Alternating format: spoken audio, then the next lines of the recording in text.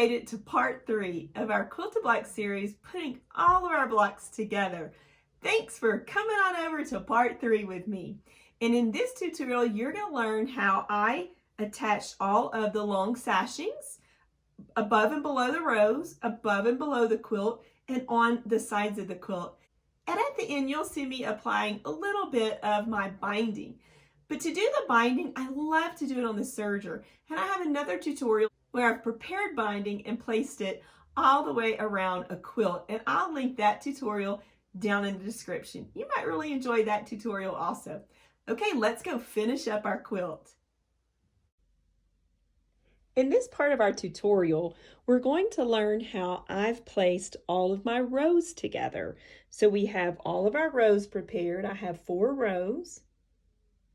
And whenever we put rows of quilting together and we're using sashing, what I want to do, how I do it, is I'm going to have a row of sashing above the top row and below the bottom row.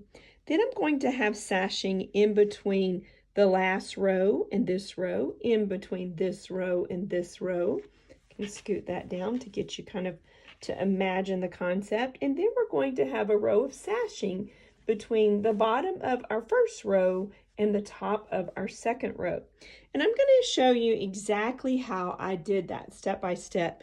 But let's first talk about our fabric pieces and our batting pieces that we need to cut out to be able to complete each one of those steps. So I'm going to go ahead and just stack my rows up out of my way. And the first ones I'm going to show you are the pieces of fabric that we're going to use to create our sashing above the top row and below the bottom row. So let me bring those over here. I need 2 sets of those because we need a top and we need a bottom. So this one and this one are cut exactly the same. So I'll set aside one of my sets. And I'm going to pull off the top piece.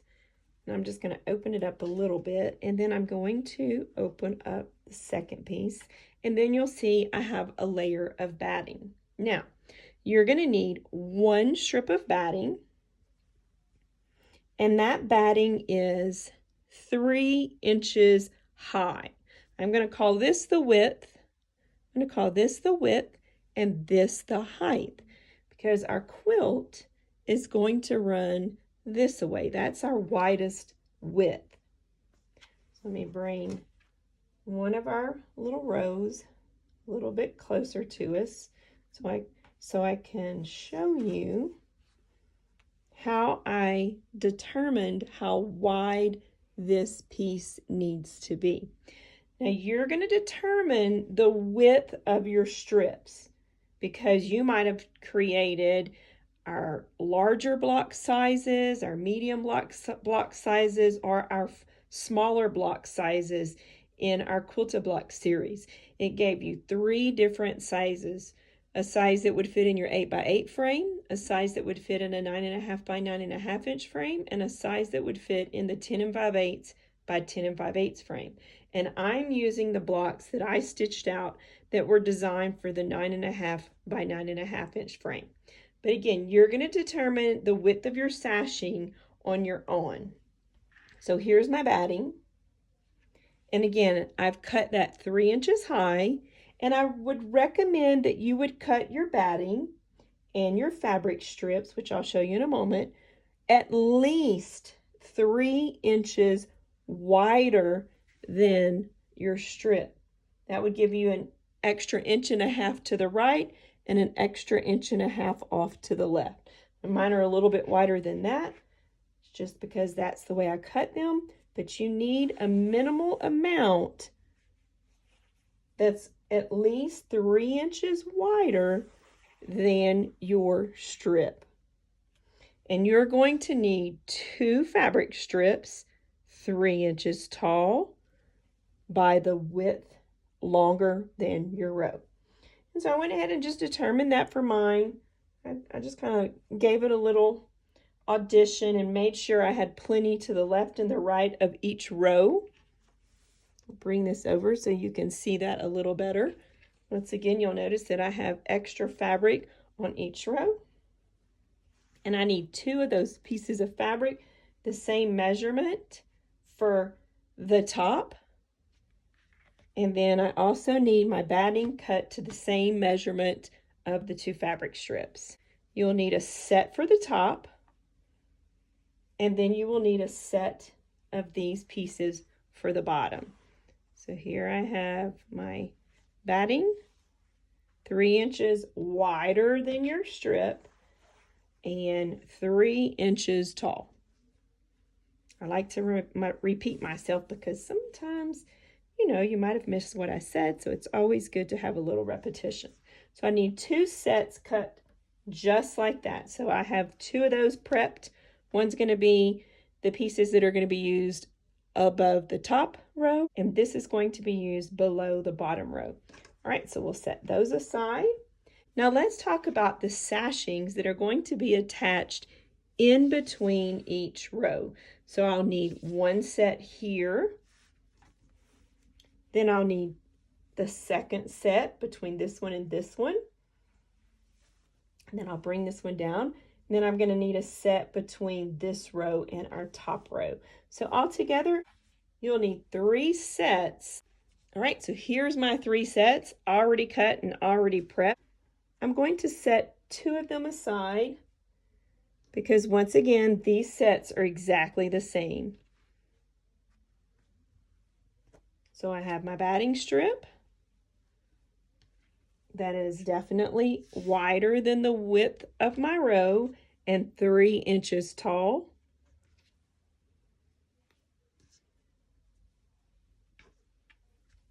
Then I'm going to need, I'll show you this one first. Then I'm going to need a single long sashing strip that is 3 inches tall and at least 3 inches wider than the width of the row that we've already finished. And then we need another piece that's going to be cut a bit different, but it's going to be similar as one of the ones that we cut for your short sashings. So I pressed it in half. Let me open it up. So here I have this piece of fabric. It is cut 6 inches tall, just like your short sashings that we used on the top were. Okay, so instead of 3 inches, we need 6 inches tall here. And then you're going to want to take those strips and press them nice and neat, wrong sides together before you get started. And then once again, we need the length of this strip to be a minimum of 3 inches longer than the width of your row. And if you cut them a bit longer than that, that's quite all right. All right, so we have all of our pieces prepped. So I have 1 set, 2 sets, and 3 sets for the 3 sashings that are going to go in between my rows. And I have my top set of fabric and batting cuts and my bottom set of fabric and batting cuts that are going to go above the top row and below the bottom row. All right, so now that we have all of our pieces described and cut out, let's go ahead and start stitching those together. Now that we're ready to get started, I'm going to go ahead and set aside my stacks that are going to go above the top row and below the bottom row, because what I want to do first is I want to install my 3 sets that go in between the rows. I like to do like steps together repetitively because I find that when you kind of get into a groove of doing the same step over and over again, you're really going to be much more productive and your time is going to be used much more wisely. Because when you start doing one step over and over again, it really does kind of become second nature and you'll feel real comfortable doing it within your mind. So let's go ahead and place all of our strips, our long sashings in between each one of our rows. Now this step is going to seem very familiar to you if you've already watched my first tutorial, constructing your short sashings in between your blocks. Because it's the same process, we're just doing it in a longer measurement. So the first thing that I'm going to take is one of my long strips that are 6 inches wide that I've pressed neatly in half. And I'm going to place it with the cut edges along the top edge of my bottom row. I'm just going to evenly arrange this strip along the row, and then I'll take my straight pins and start pinning those together. So I've got those edges nice and aligned.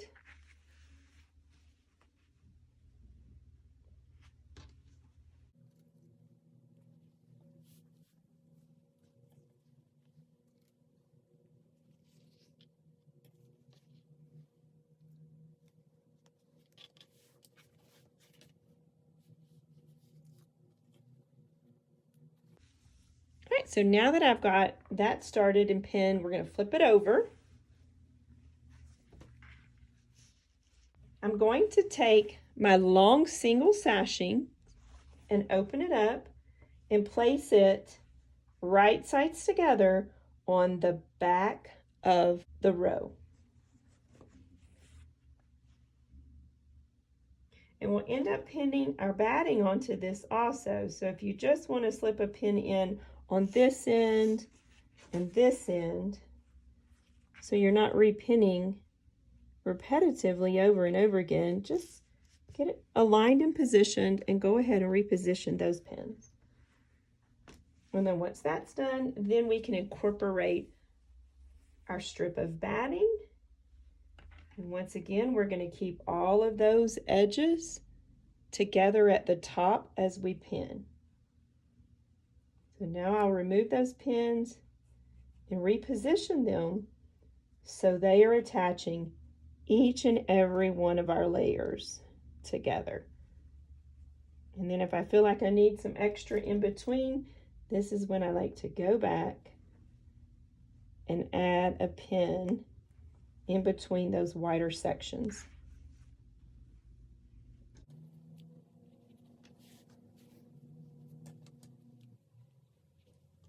And if you haven't watched the first part of the tutorial, I'll link that down in the description, and I'll have those labeled to where they all coordinate together and they're easy for you to find.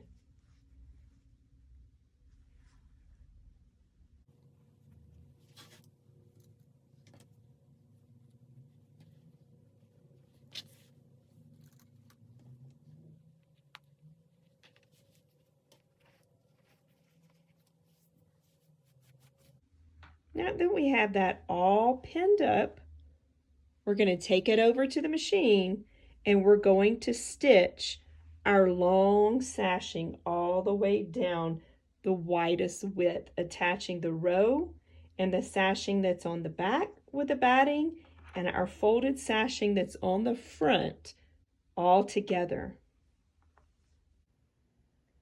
We're going to stitch these together with the same settings as we did our short sashings. So if you want to see that, be sure to watch the first part of the tutorial, and again I'll have that linked down in the description. So now we're going to go ahead and stitch our long sashings on the whole width of our row.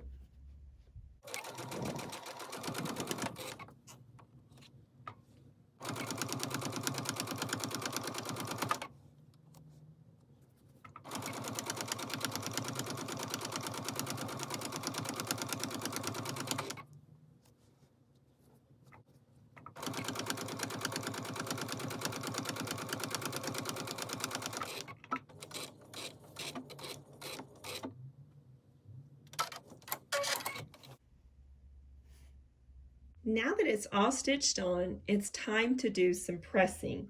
Now I already did my pressing, so I took my iron and I pressed the seam flat. I set that seam in, and then I took that top folded long sashing and pressed it away from the block. Now I did the same exact thing on the back of the block, but I didn't set the seam on this side because we have the batting. So I went ahead and just pressed it away from the back of the quilt to give that seam a nice memory.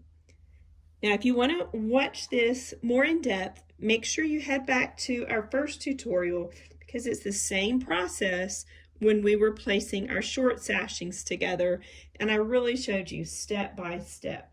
Now, the next thing that we need to do is attach our next row to this row.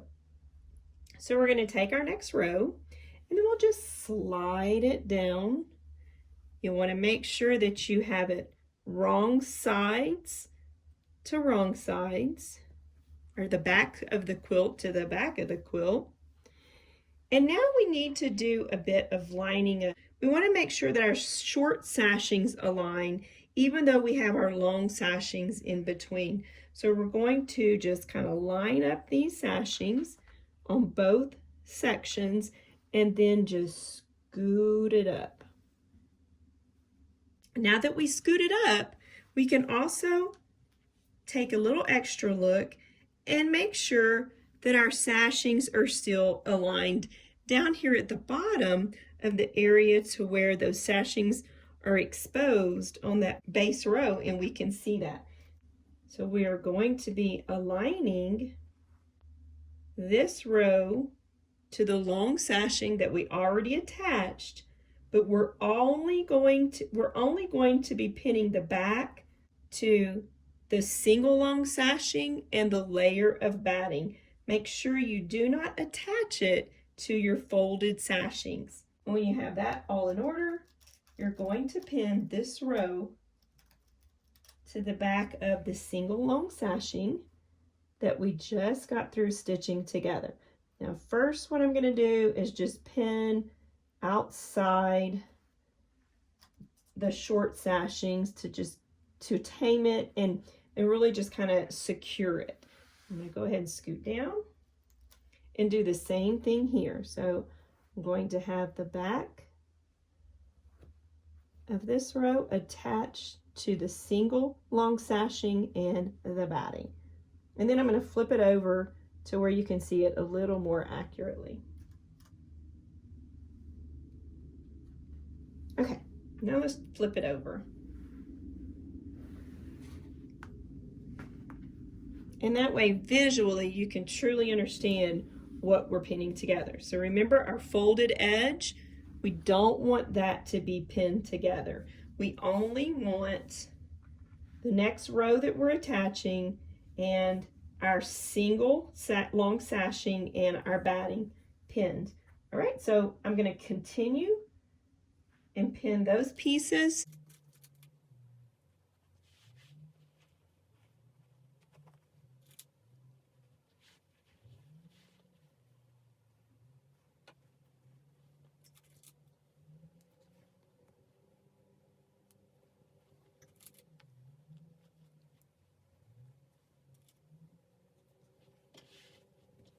Now that that's all pinned in place, we're going to take it back to the sewing machine and we'll sew down the width of our long sashing.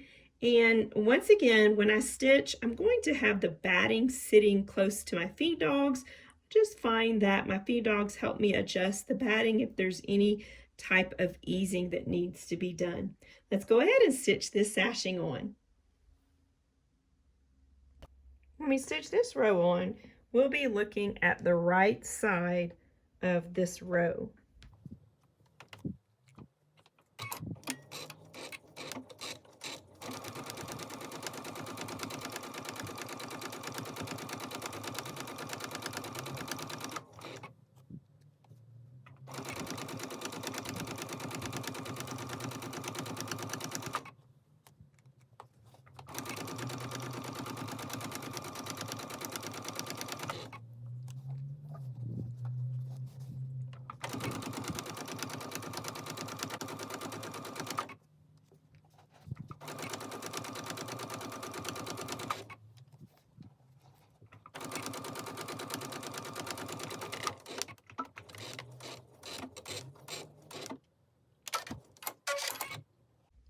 Now that we've stitched our second row onto the opposite side of our long sashing and our batting, I thought I would show you the back first.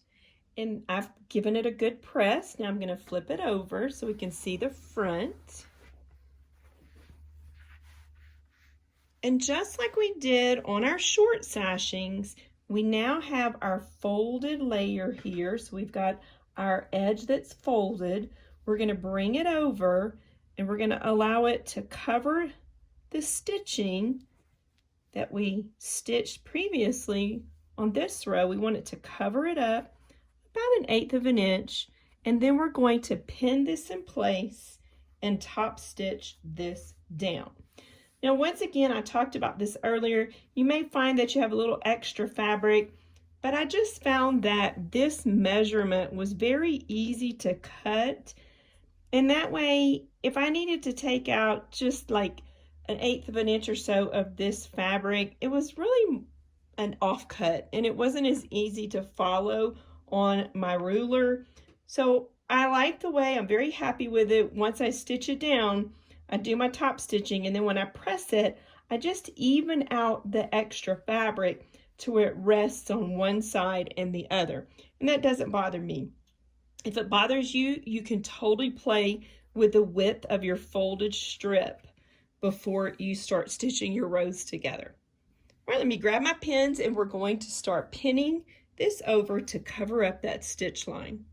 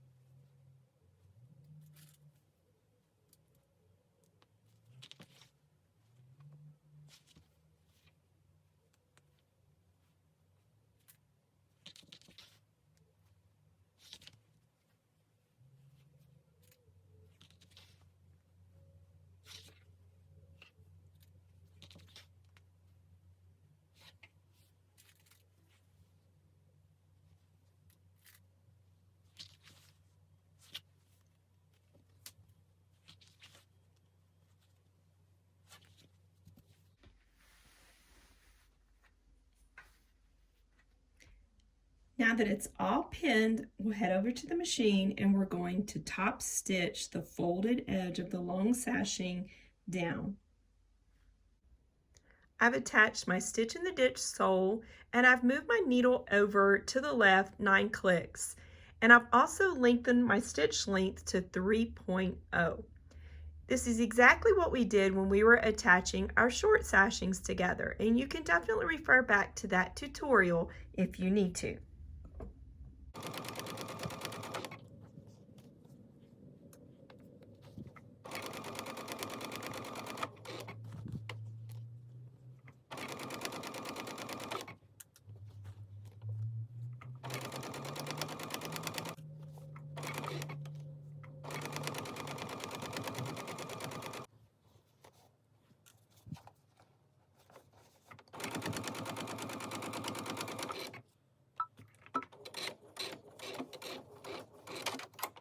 Now that we've finished top stitching, I'm going to press it flat and kind of even out the fabric, and then we'll top stitch the opposite side of our long sashing.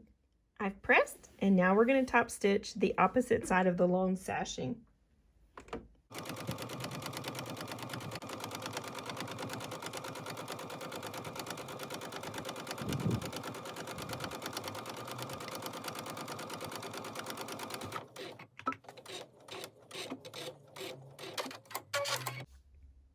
Now that we've top stitched both edges of our long sashing, I'm going to continue to add the sashings between each row in the same process. So I'm going to get that done, and then we'll come back and attach our sashings to the top and the bottom edge of our quilt. Now that I have all of my long sashings attached in between my rows, I want to go ahead myself and channel quilt these long sashings exactly how I did on my short sashings. I'll have that video linked down in the description, and if you've already watched the first tutorial, then you're going to be really familiar with how I did the channel quilting. If not, just head back over there, click the link, and go ahead and watch in that video how I did the channel quilting. If you're okay with not having any additional quilting inside your sashings, you chose not to do it on your short sashings, then you don't have to do it on your long sashings. I just really like the way it looks, to be able to tame the fabric to where it is definitely controlled and it looks more pristine. So now I'm going to go ahead and create the channel quilting within those long sashings, and after I finish that up, we're going to come back, press it, and then we'll do our trimming. So you'll notice that I'm not going to trim the extensions until after I've done my channel quilting within my long sashings. Thought I'd give you a look at the back of my quilt also before we do our channel quilting. I've quilted my long sashings with that channel quilting, and now it's time for me to trim those extensions of my long sashings on each outer edge. So I've just grabbed my ruler and my rotary cutter. I'm going to align the ruler on those outside edges of the blocks themselves to get that positioning correct, and then we will trim off those extensions of sashings, and you might end up trimming just a little bit of your blocks, not a whole lot.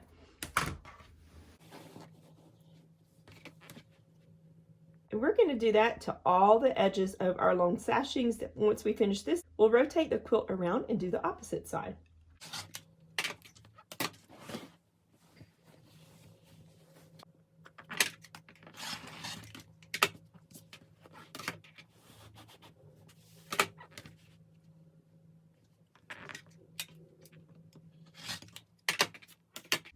Now that our long sashings are attached in between each one of our rows, they're quilted and they're all trimmed, it's time for us to add our top sashing above the top row and our bottom sashings below the bottom row. This is going to be really easy. So we have our two other sets that's been cut. We'll set one set aside and then we'll use one set. So I'm going to grab one of the single sashings and just open it up. We're going to place it and pin it right sides together along the whole top edge of the top row. So let's do that.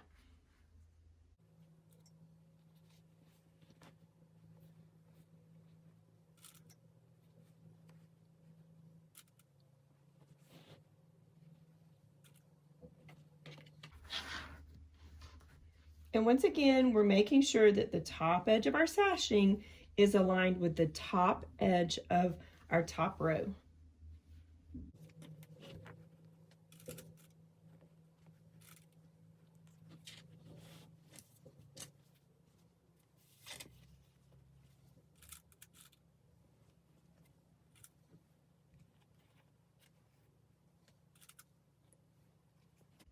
Now that the sashing is pinned onto the top row, we're going to flip it over, and then we're going to pin our second sashing to the back of the quilt, right sides together.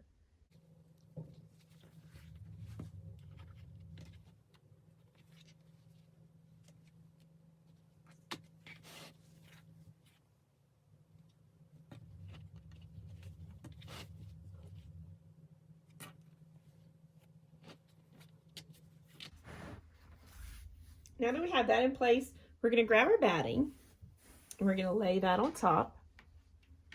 And that's why I didn't move every one of my pins that I had in there, because I knew I'd have to move them once again once I had my batting laid on there. So we have right sides together and one layer of batting on the back side of that sashing, and then we'll pin all of those layers together.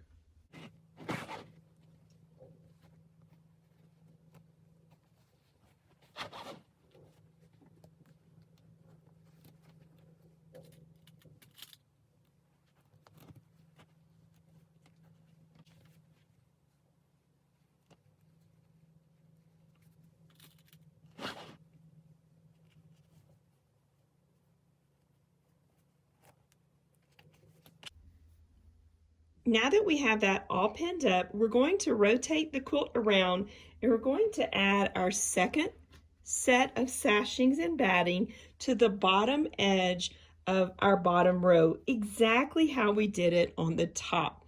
And once I do that, then we're going to head over to the sewing machine. We'll stitch our rows on, and then we'll do some pressing. Okay, so now we have our sashings pinned to the bottom of our bottom row and the top of our top row. So this one's I've just taken the bottom and flipped it up over, so you're seeing both the top and the bottom at the same time. Now let's head over to the sewing machine and let's attach all of our sashings together along with our quilt and our batting pieces. So our settings are all exactly the same, the way we've been stitching all of our sashings together. So none of that has changed.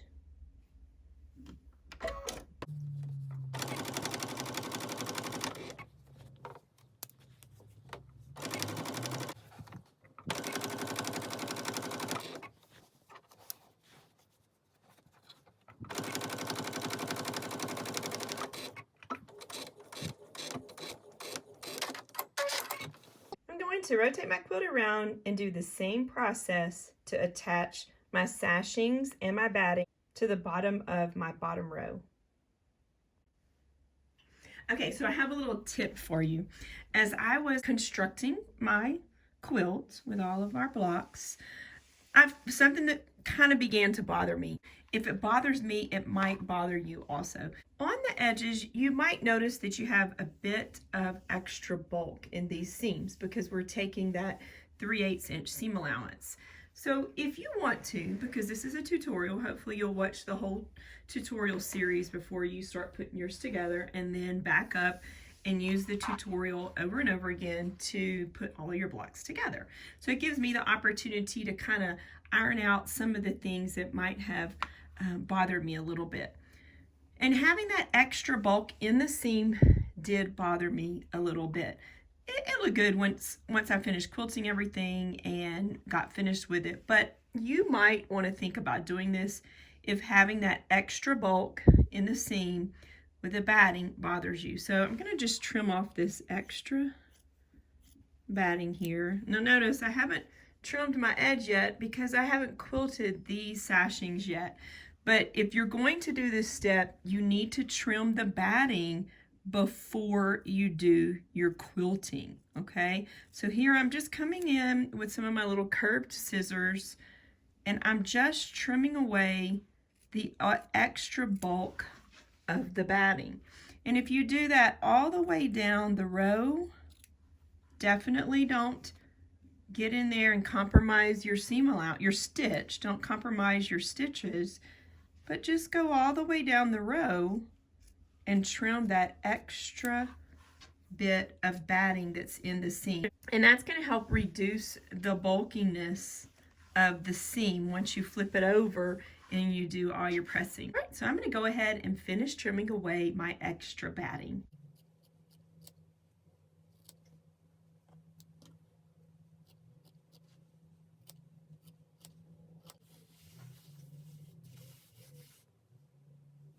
Okay, I think that's really going to give me a nice level finish. It's definitely going to reduce that bulkiness.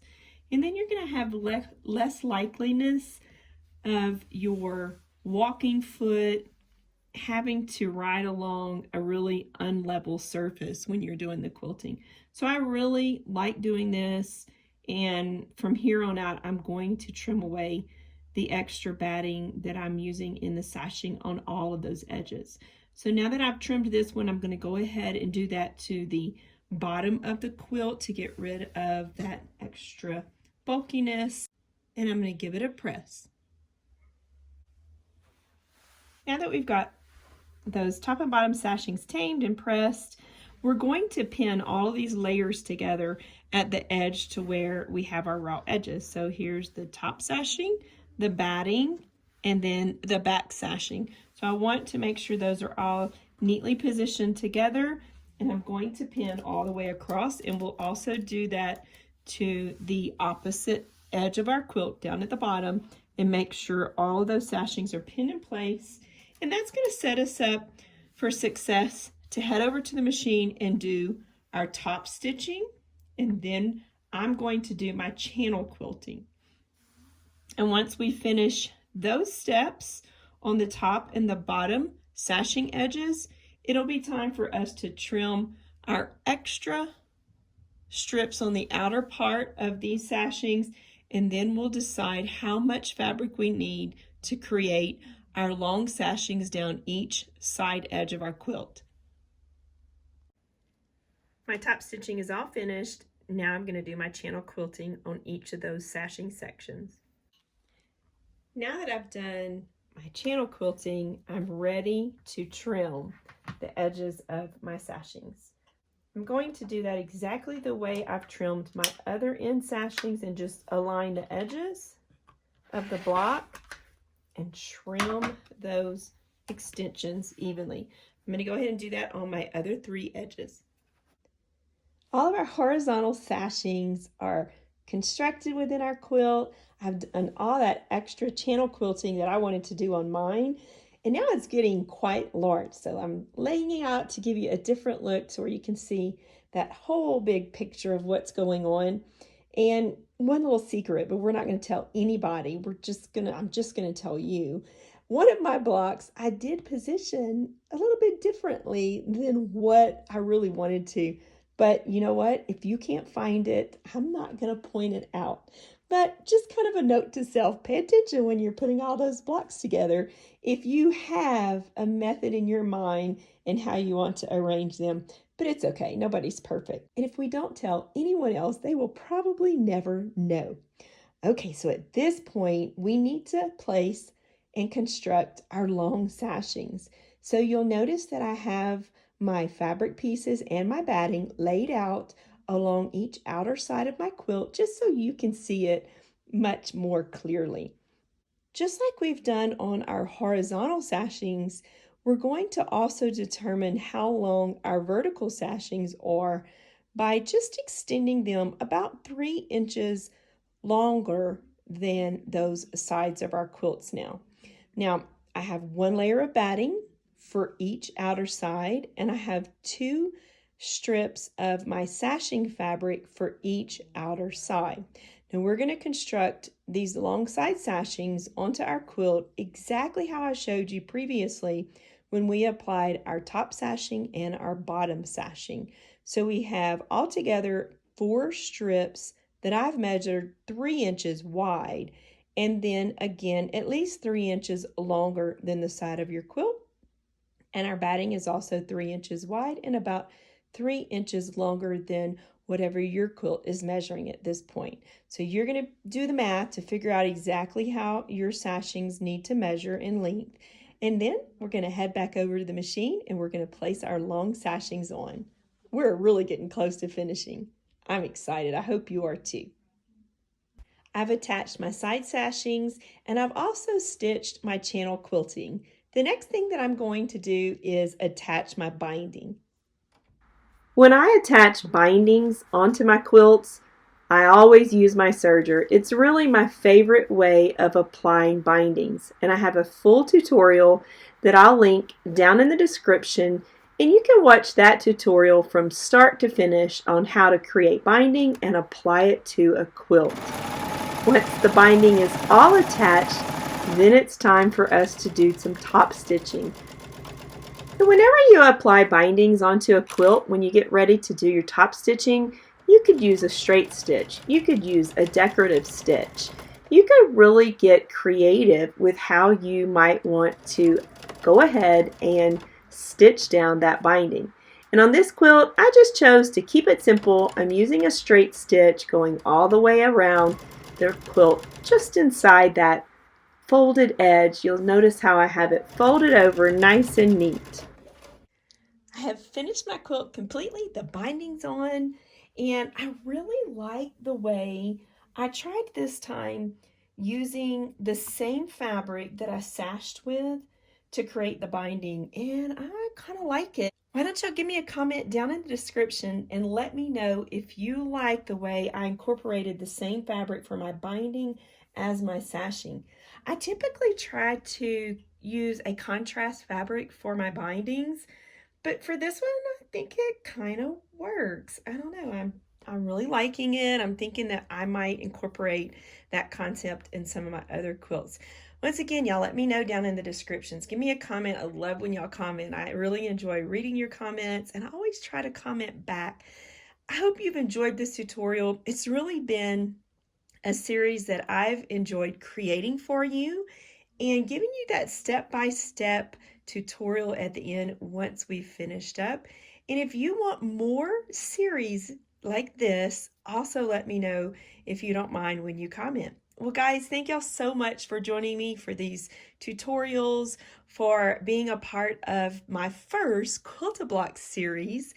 I know that so many of y'all downloaded the designs when they were free. Thank you so much. Many of you have purchased the designs. An extra thank you out there to all of y'all. I couldn't do this without you. And I hope that you've enjoyed all the designs and the tutorials. So until next time, y'all be creative and have a bit of fun with some stitching and some fabrics. Bye-bye.